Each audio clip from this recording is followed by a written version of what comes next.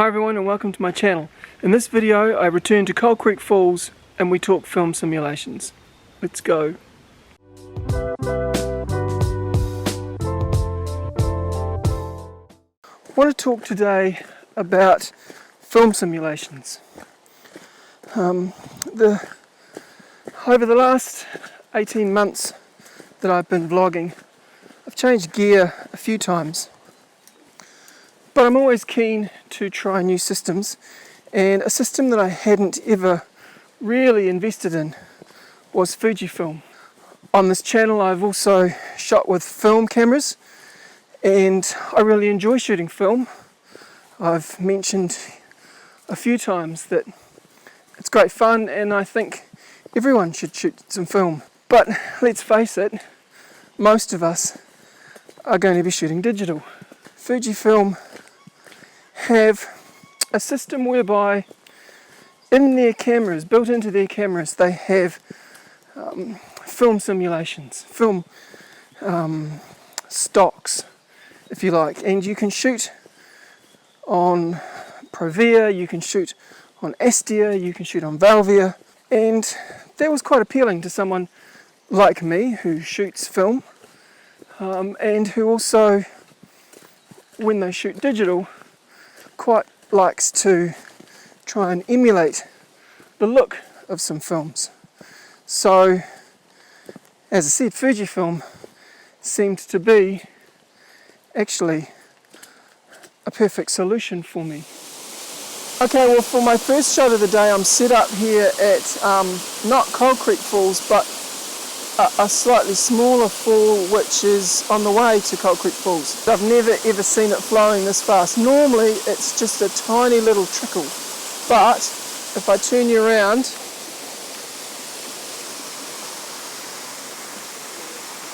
as you can see behind me, that's more than just a trickle. Despite what the video is picking up, it is quite dark in here. It's quite a shaded area. So I'm getting about 1/7 of a second shutter speed, which is giving me a little movement to that water, but I actually might put a polarizing filter on it and slow it down just a little more, maybe give myself about 1 second, and we'll have a look at that.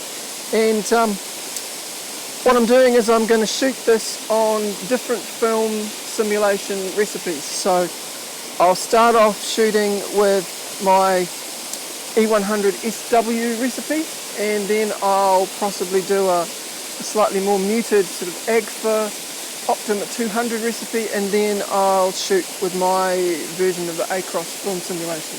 We'll have a look at those, and then afterwards I'll talk you through again some more of this film simulation stuff on the Fujis.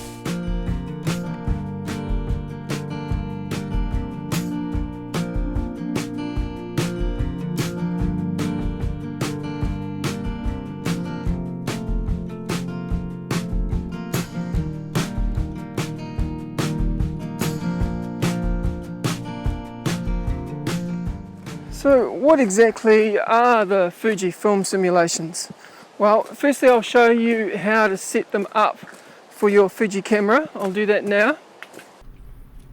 So this is how you set film simulations on a Fuji X camera. And we go into the Edit, Save, Custom setting. If we tab across to the right for that, we can see our custom settings 1 to 7. This is where you actually set the film simulation recipes. If we go in to one of these, we'll choose custom 1, go across to the right. Here you see all the custom settings saved for custom 1. So this is my Kodak E100 SW custom setting. We can see that it's based on the Valvia film simulation.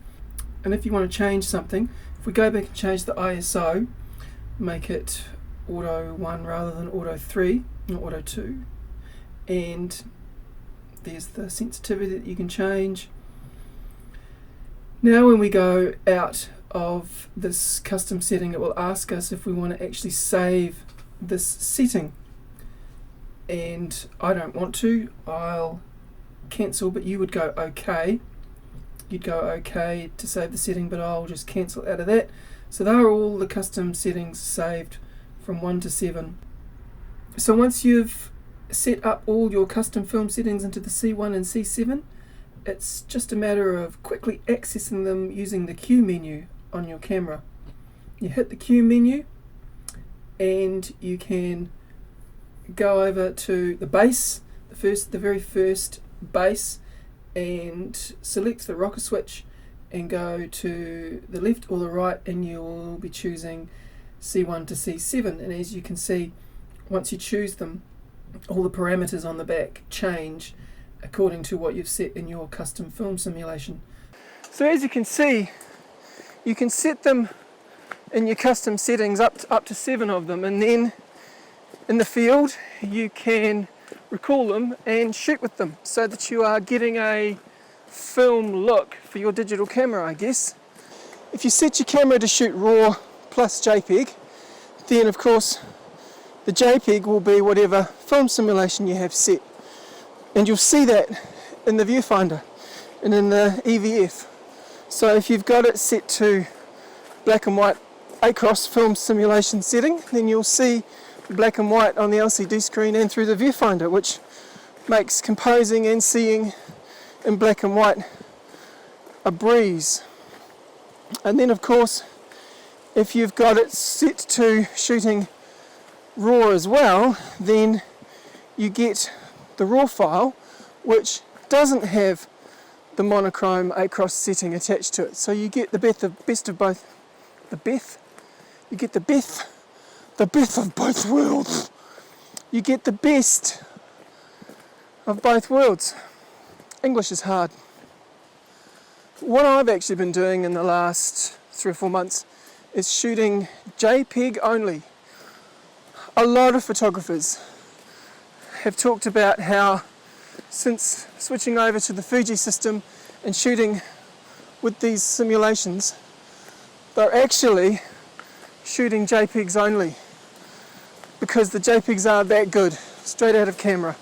And if you add your own film simulations on top of that, then it's just an added bonus, and you don't really need to do any editing once you've taken the photo. I've just got to the falls, and my word, I thought there was a lot of water coming down that smaller fall back there. I have never ever seen it quite like this.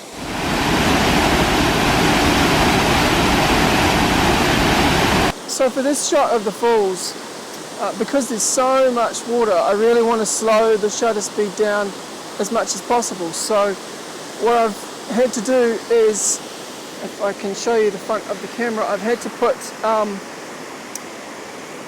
a full neutral density filter on there. I think it's a 6-stop neutral density filter. And it's actually quite bright here at the moment. So if I spin you around, there's the falls.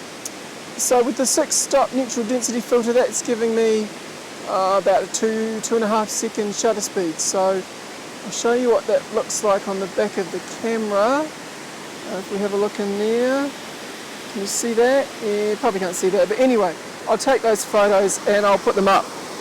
It's giving me a very, very nice slow-mo effect. Not so slow that it's completely smoothed out and it's that smoke water look. There is a bit of definition and a bit of texture still in it, and so I will take this photo with a few film simulation modes. I'm actually shooting in my Agfa 200, my Optima film simulation. It's a very natural colour reproduction, and I really, really like it. I've got several that are my go-to film simulation modes. I've got a Kodak E100S, which is a very punchy, colourful, almost Velvia type film recipe.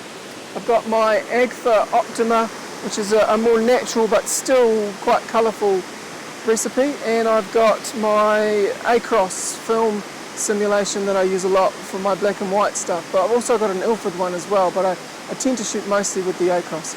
And that's really what I use these film simulations for.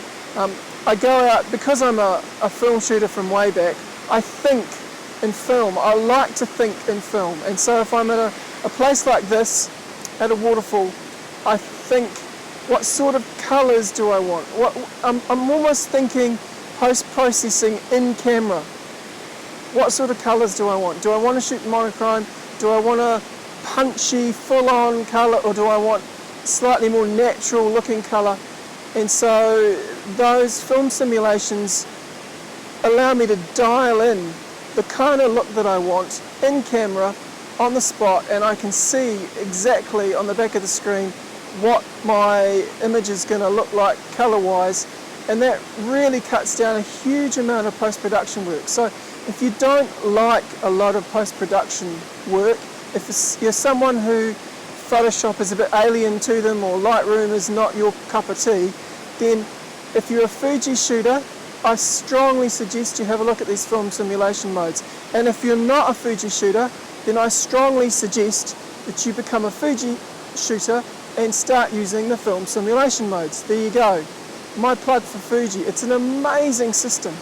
And this X-E2, this Fuji, is the most amazing camera I've ever owned. And when I upgrade, I'll probably upgrade to the X-E3, and if I win Lotto, I'll upgrade to the GFX. But yeah, I think I'll be a Fuji shooter now until the day I die, and I'm just loving it. And a large part of that is the film simulation modes that Fuji have that allow you to custom set your recipes and shoot in the style and look and colour that you like. Just amazing.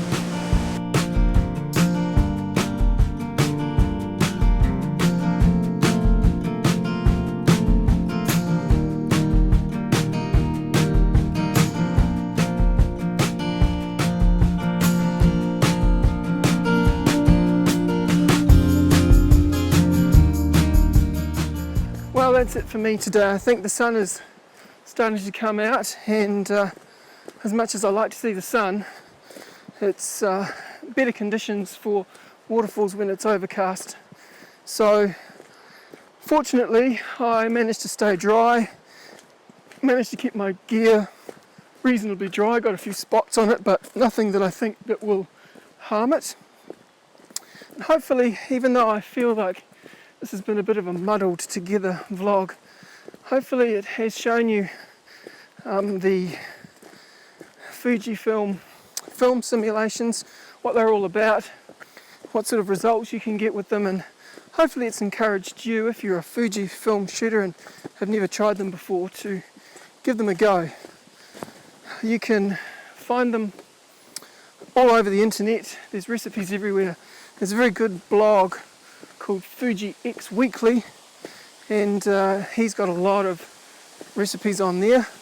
I've got the ones that I'm using on my blog, nzdigital.blogspot.com. I'll put a link to that in the description below, but have a look on the internet, they're everywhere. Try some of mine if you want, and let me know the results. Comment on this video, like and subscribe. Thanks for watching, and I'll see you again next time when I'm out with my Fujifilm, using my Fujifilm recipes and getting some amazing JPEGs straight out of camera. So thanks for watching, and I'll see you again soon. Haere from New Zealand, from Coal Creek Falls. Bye for now.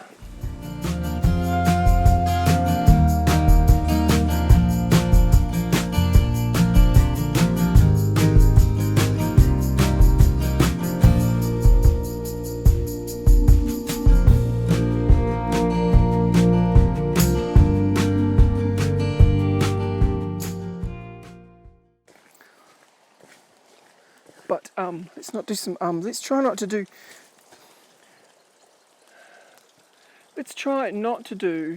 any more shall we?